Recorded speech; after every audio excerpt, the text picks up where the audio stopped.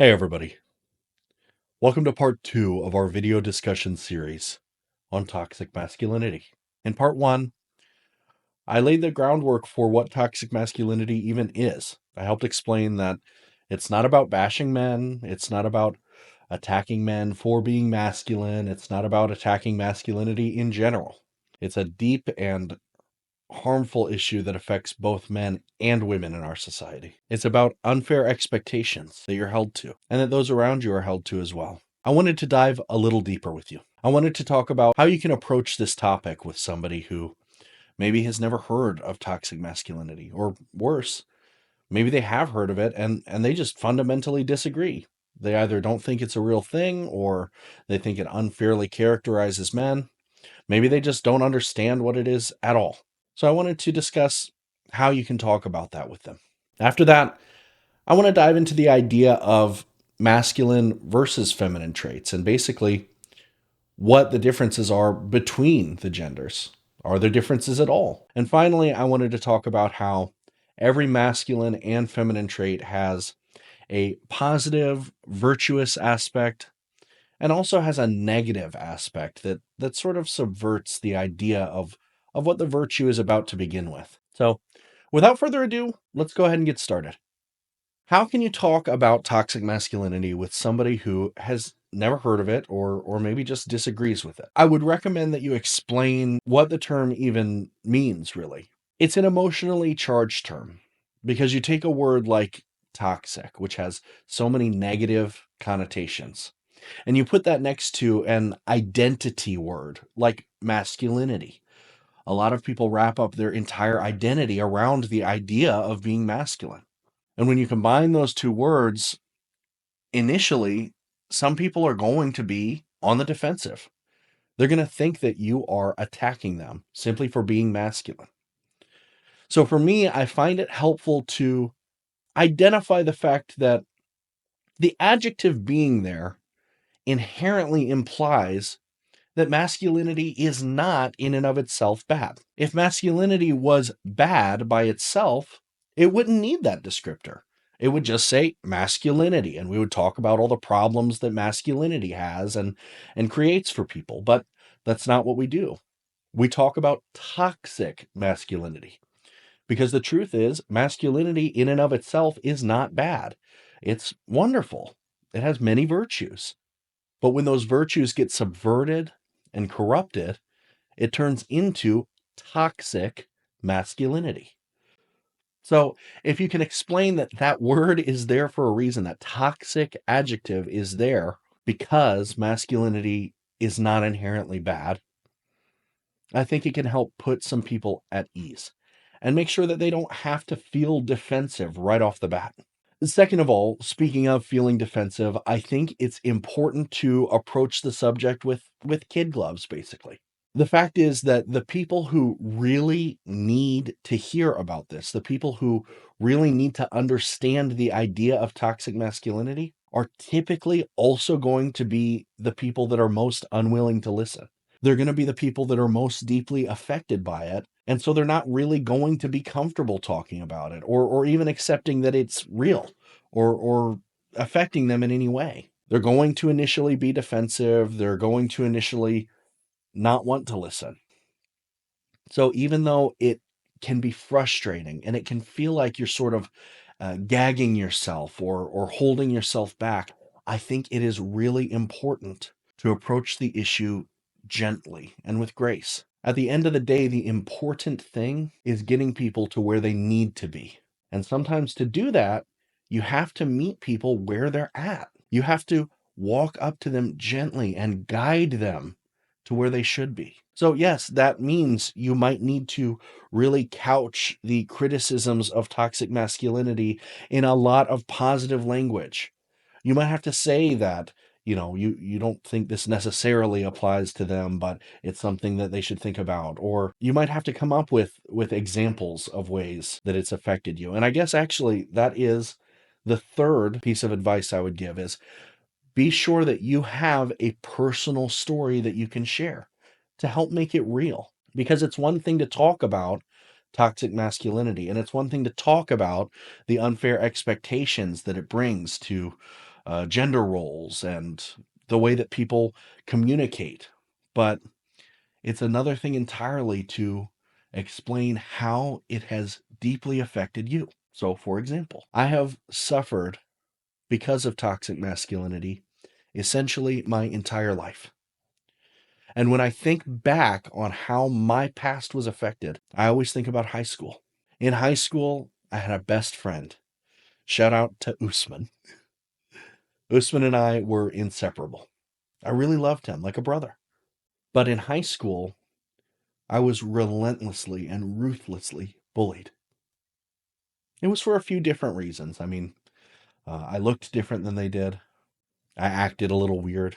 And so they would latch on to any little thing that they could. And in particular, if I ever showed any kind of affection, if I ever showed any kind of emotion, especially towards my friend Usman, they would latch on to that. So, I mean, I wasn't even really able to dap him up, much less like give him a hug, without being ruthlessly mocked and sometimes assaulted. So, toxic masculinity has affected me. And I hope by sharing that story, it humanizes it for you. And it helps you understand, maybe in some ways, how it's affected you. I think that's really kind of the core ideas behind how I would approach talking about toxic masculinity with somebody who either just doesn't understand it or even denies that it exists at all. Make it real to them. Use kid gloves. Talk about it gently and explain what the term even means. Break it down word by word. I wanted to talk about this idea, and it's kind of controversial nowadays, that men and women are actually inherently different. And I do believe that we are. And that, by the way, is not a bad thing. It's actually wonderful. It's beautiful. And I'm going to be getting more into this when I have some of my more spiritual episodes upcoming. But there's this idea that you need to have balance in your life. You need to have balance in your relationships. And so, if you are a more masculine person, if you exhibit more masculine traits, then in your life, in your relationships, you should be in contact and in touch with people who exhibit more feminine traits. And through that, you'll achieve balance. Now, calling something masculine, calling something feminine, that doesn't mean it's good or bad. Every single trait that's masculine or feminine has both aspects to them. You'll find that any trait in excess gets subverted and corrupted and leads to really negative consequences. Just like how almost every trait, if you don't have it at all, leads to a lack of balance and a lack of growth. You won't be a well-rounded person if you can't exhibit masculine and feminine traits. But just by calling something masculine or calling something feminine, that doesn't mean that you are sexist. It doesn't mean that you are prejudiced in any way. It's just how you culturally identify a trait. And later on, when you go down that path, it's how you divinely identify a trait as well. So without further ado, I want to discuss some of these traits and talk about some of the positive and negative aspects of these, because I think it's really important to understand how you are incorporating them into your life. How do you exhibit them? And how do you use those traits to achieve balance for yourself and in your relationships? Before I talk about these traits, I do just want to give this disclaimer. I'm going to be referring to these traits as masculine or feminine. And I just want to reiterate that that's just my opinion. That's just my perspective from my lived experiences. And I don't want you to be offended. And most of all, I don't want you to be distracted by it. The idea is not, is this a masculine thing? Is this a feminine thing? It's really just about the idea that you need balance in your life in general. And for me, in my experience, some of these traits are more masculine. And I really do believe that they are. If you don't, that's okay. Let me know in the comments below. I would love to hear your idea about it, your explanation for it. But I just wanted to make sure I mention that before we continue, because I know that can be a hang up for a lot of people. The first trait that I want to talk about is in the masculine category, and it's ambition. Now, ambition in and of itself is not good or bad. It just is. And you'll find that that's true of all of these traits. And when they're put to good use, they're virtuous. Virtuous masculinity, virtuous femininity. And when you go too far with it, when you have them in excess, they tend to be corrupted by sometimes toxic masculinity, sometimes by societal expectations. It's a good thing. It's sort of reflecting the idea that you want to be a provider. You want to go out and achieve amazing things. Maybe you want to be a hero. Maybe you want to be a politician and change the world for the better. Maybe you want to go and discover some great cure or figure out some new technology. And these are all wonderful, virtuous things if done for the right reasons. But then on the flip side of ambition, there's this idea of this go, go, go kind of attitude, this grind set, you might call it, where you're never allowed to have leisure time. You're never allowed to have hobbies that don't make money. And if you do, that's something to be looked down on. That's something to look at with scorn. Like, what are you, a child? Why do you have these hobbies? Why are you playing these games? Why are you drawing pictures? That's not what a real man does. When you have too much ambition and it consumes you, it turns into something negative and really toxic. And unfortunately, in this day and age, I think a lot of men fall into that trap because there are unfair expectations of what men should be, what they should do. They have to be providers to the point where that's the only thing they can be. And so you have to be full of ambition all the time, or else you're not being a good provider. So as I talk about some of these traits, I just want you to think to yourself, do you exhibit the virtuous aspect of these traits? Do you take it a little too far? Do you not have it at all? If you don't have any ambition at all, that's also not a good thing. You should want to do amazing things. And that amazing thing doesn't have to be going out and getting that promotion. It doesn't have to be becoming famous or powerful. The ambition can be, I have this really cool art project. I've just been really dying to do it and I want to get it done. It can be, I want to start a garden. I've always wanted to do it. It can be anything. You should have ambition, and you should not have so much ambition that it's all consuming. You have to find that balance. And the second trait that I want to talk about, it's really related. It's very similar, and it's the masculine trait of pride. Now, pride, you may think, is a bad thing. It has a lot of negative connotations associated with it. And I think that's because pride in this day and age is almost always used to excess. So pride can be a wonderful thing because pride gives you strength. If you have pride, you don't want to let yourself be overcome by the challenges that you face. You can tell yourself, I am stronger than this hard moment. I am stronger than this bad day, and I will get through it. And that's a great thing. You have to have some level of pride because otherwise, if you don't, you'll never be able to climb over those hurdles. You'll never be able to tap into that inner strength that helps you get past these challenges. But of course, if you have too much pride and it becomes all consuming, it turns into hubris. It turns into ego, and it actually saps you of your strength. You have just enough pride, and you can tap into that to accomplish things that you would never be able to do otherwise. But when you have too much pride, all of a sudden, you're worried about things that really don't matter. You get distracted by the littlest of things, the self-image, the ego, the idea that you have to present yourself in the perfect way. Those are not strengths. Those are weaknesses. And when you get consumed by that idea of pride, you can't accomplish anything. You're sitting there just trying to put up appearances and make sure that everybody respects you in the way that you want to be respected. I mean, that's the least powerful you could ever be, is when you're constantly worrying about what other people think.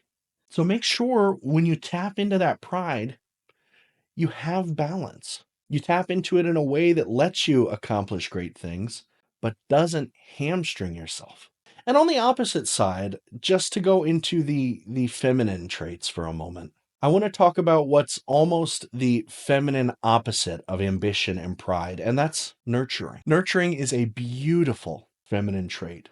And again, as I transition between masculine and feminine here, I want to re-emphasize that just because a trait is masculine or a trait is feminine doesn't mean that you shouldn't express it if you are masculine or feminine.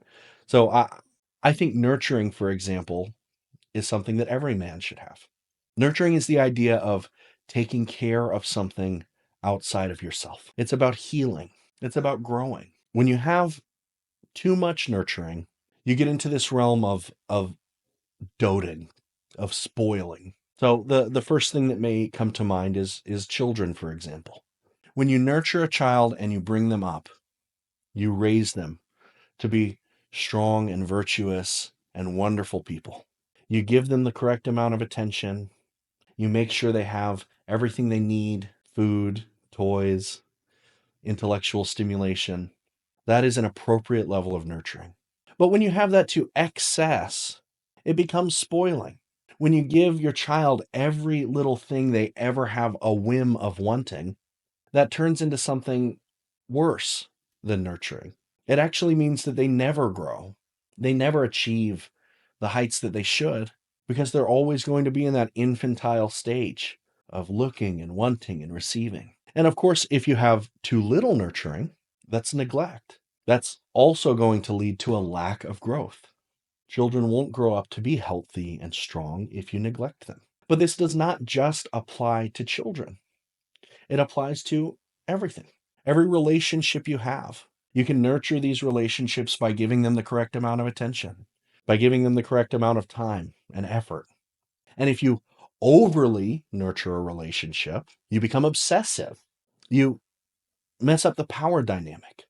You see it a lot in these parasocial relationships where people start to think that they're actually friends with these, Twitch streamers because they send them so much money and so much attention and they dote over them so much. And of course, in any relationship and any friendship, if you neglect it, it will wither and die. That is the eventual way of all things. As I speak about this beautiful feminine trait of nurturing, it brings to mind another issue that toxic masculinity brings, which is the idea that so many feminine traits inherently are thought of as a bad thing. So, for example, if you talk about nurturing and you talk about it with, just to be frank, somebody from an older generation, a lot of times they will accuse you of being spoiling for simply offering the love that you have. If you offer love to a child, if you give them a toy that they want, if you pick them up when they scrape their knee, a lot of times society will try and tell you that's toxic, that's spoiling, that's doting. You're going to raise them to be weak. I just want you to keep in mind you need to follow your own personal compass, your own intuition. That's going to guide you on the levels of these traits and aspects that you need to preserve within yourself and offer to those around you. Because society is going to come at you with all kinds of ideas on what you should or shouldn't be. That's really the core of what toxic masculinity is. And I just think that it's important to be reminded that you are the final arbiter of all aspects of your life. You are the judge. You determine the level of nurturing that you need to offer. And I guess since I brought it up now, intuition is also another feminine trait. Intuition is the idea of understanding things beyond words, beyond logic and rationality. You understand things with your heart instead of your mind, with your soul instead of your eyes. And that is an inherently feminine trait, and it's beautiful. Now, when you have too much intuition, when you're obsessively intuitive, that can lead to being overly emotional, never thinking things through, only following your gut, even to the extent that you abandon all logic. And of course, that's not healthy. And you'll see the theme in all of these is if you embrace it too much, that is how you lack growth. And of course, if you abandon intuition entirely, well, you're robotic. You have no feelings. You have no deeper understanding beyond what you see with your eyes, what you can math out on a piece of paper. And that stifles your growth too. It makes you never achieve your full potential. So speaking of intuition, kind of the opposite masculine trait, opposite of intuition is rationality. Rationality you may think of as being objectively good. And of course, like all of these traits, in moderation, it is. Rationality helps guide you. It helps you understand the world around you. It helps you make carefully thought out decisions to be logical and successful. And if you lack rationality, well, you're just going off of your whims. You're just kind of randomly choosing things. You're never thinking deeply about the things that you see around you. You only see things on the surface level. But if you dive too deep into rationality, if you become obsessed with it, then you get into this realm of overthinking. You get analysis paralysis. You never move forward because the only thing you can do is analyze. You analyze so much that you never make a choice. And I think in this day and age, when men especially are so punished for making mistakes, it's easy to fall into that trap of over rationalizing, of over analyzing, to the point where you're almost consumed with fear.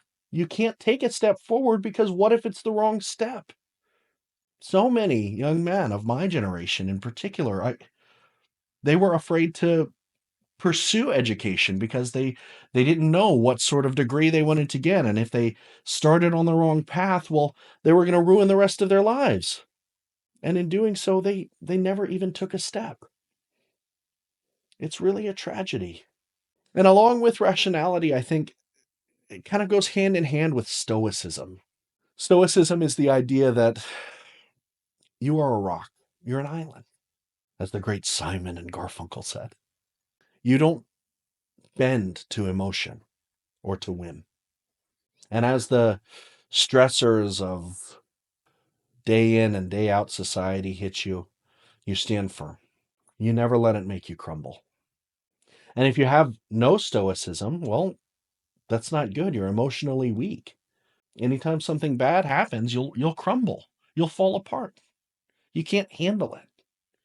But the issue that most men face is embracing stoicism to an unhealthy extreme, to the point where they become cold and hard. They don't let themselves experience these genuine emotions because of a fear of being judged, because of how society says men are supposed to feel, supposed to react to things. If you never let yourself cry, you're being too stoic. If you never let yourself have a belly laugh in public, you're being too stoic. Emotions can be scary, but they are a beautiful aspect of life that you owe it to yourself to embrace. And you owe it to the people around you too. Because if you're too stoic, you never show them your true self. Now, the feminine opposite of stoicism is the idea of grace. Grace. When life is stressful, you are floating through it. Like your feet don't even touch the ground, you are kind of above these problems. You take everything in stride. You're always able to handle unexpected situations. And if you don't have grace, you'll always be fumbling it, proverbially tripping over every obstacle that comes into your way, crashing and burning at every opportunity, becoming stressed out at the least inconvenience. And grace, while you may think of it as a purely positive trait, the truth is, if you overly embrace grace, you're also overly embracing politeness. Politeness is a tool used by the establishment to make sure the status quo never changes. Politeness means that even if there is an injustice going on, well, You're sort of above it. You can just ignore it. Even if it affects you personally, you're able to just dance around it. When in reality, if there is an injustice that you are facing, you deserve to speak out about it. Not just for your own sake, but for the sake of everyone else who can't speak out. So when you have grace, just keep in mind, you still need to be tethered to this earth too. You can't always just float above it all. Now, these last two traits for masculinity, they really go hand in hand. So I want to actually tackle them both at the same time. And it's assertiveness and protectiveness. Now, assertiveness is good. It means that you can make decisions when need be. It means you can be a leader. If you have no assertiveness at all, you'll always be a follower. You'll always go wherever other people lead. You'll again be paralyzed by indecision, unable to ever forge your own path. But when you are too assertive, you become bossy and controlling. And it's almost a fear that makes you that way because you're afraid of what if things don't go the way that you have in mind. What if you go down an unexpected path that you don't want to go down and things go wrong? And that's why I believe protectiveness is the masculine trait that goes most hand in hand with assertiveness, because protectiveness is also a beautiful thing. You're protecting something you care about, and just protecting something gives it inherent value. The idea that you're willing to fight for something, the idea that you're willing to hold something as precious. And if you have no protectiveness at all, nothing in your life will be precious. You'll never have anything to fight for. You'll never have anything worthwhile. But if you are overly protective, you become suffocating. And just like assertiveness, I believe that's rooted in fear, because you become so protective that you are terrified of losing this thing or this person that you are protective over. And sometimes it's not even a thing or a person, it's an idea. You can be protective over the idea of your masculinity. You can be so protective over the image that you have of yourself that you are unwilling to ever experience anything outside of that well curated image that you have. And you can also be overly protective of the people around you. And you can be bossy, and you can be controlling, and you can be suffocating because you're afraid of what happens when you let go. So, thank you for joining me for part 2 of this discussion on toxic masculinity. I would really, really love to hear from you down below. If you have any thoughts on anything that I talked about, if you'd like to join the Discord, I've got it in the description below. I would love to keep the conversation going with you there too. I think this is a really, truly important topic that we owe it to ourselves, especially as men, to talk about. We're in the thick of it. We've got to have each other's backs. I've got yours. Thank you again for joining me. And remember, when you change your perspective, the reality changes. I'll see you soon.